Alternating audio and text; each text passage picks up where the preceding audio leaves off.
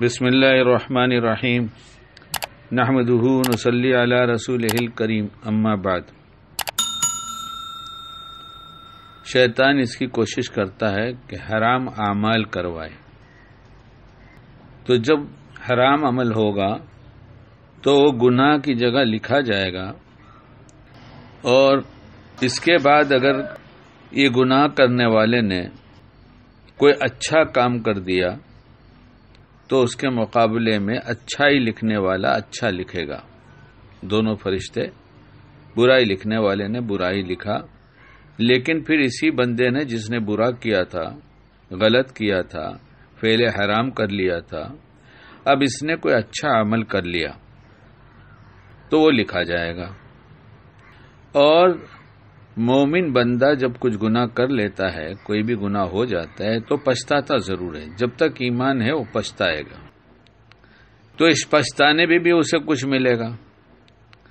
پھر پچھتاتے ہوئے اس نے توبہ کر لیا، جو توبہ کی شرائط میں سے ہے، ایسی پکی سچی توبہ کہ اس وقت توبہ، آئندہ نہ کرنے کا پکا ارادہ، گناہ پہ پچھتایا، توبہ کیا، آئندہ نہ کرنے کا پکا ارادہ کیا، اور پھر اور نیکیاں کرتا رہا، تو نیکیاں بڑھتی جائیں گی اور گناہ وہ ایک لکھا گیا۔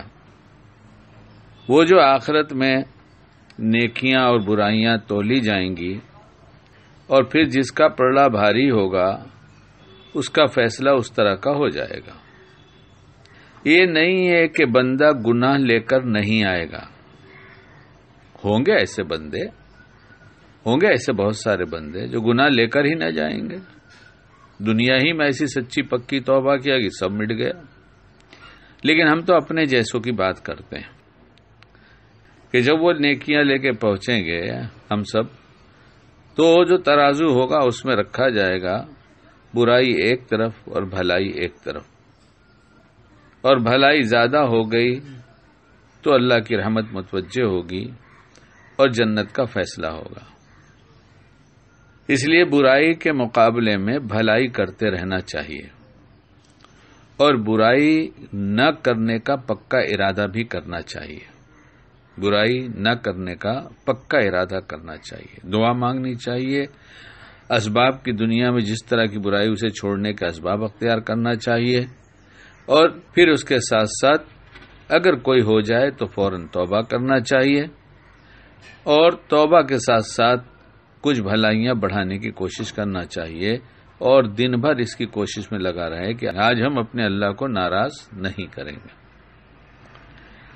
لیکن ایک بات یہ ہے کہ جو نیکیاں ہیں یہ مقبول ہونے کی بھی شرط ہے، کہ نیکیاں تو ہو گئیں لیکن یہ مقبول ہوں گی حلال کھانے سے، حلال پہننے سے۔ کھانا اگر حلال ہے تو نیکیاں مقبول ہوں گی، ورنہ گناہ تو ایک طرف رہ گیا اور نیکیاں مقبول نہ ہوں تو یہ تو بڑا ہی نقصان ہے۔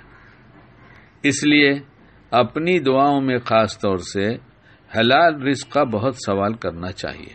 اے اللہ مشتبہ اور حرام سے ہمیں بچا لیجئے اور حلال رزق ہمیں دیجئے۔ جب فکر ہوگی، دعا ہوگی، تو اللہ مانگنے والے کو دیتا ہی ہے۔ اگر اس کے سننے کے بعد کوئی کہہ دے کہ ارے کیا روز حرام حلال کی بات کرتے رہتے ہیں، تو یہ وہ جانے کہ اس کا کیا حال ہوگا۔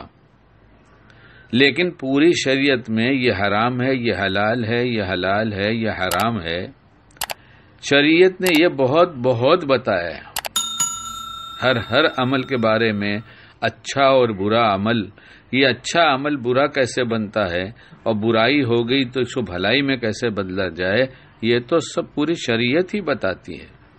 اللہ مجھے بھی صحیح سمجھ عطا فرمائے اور حلال برکت والا رزق عطا فرمائے، اور اسی کے استعمال کی توفیق دے، اور ہر حرام اور مشتبہ سے بچائے۔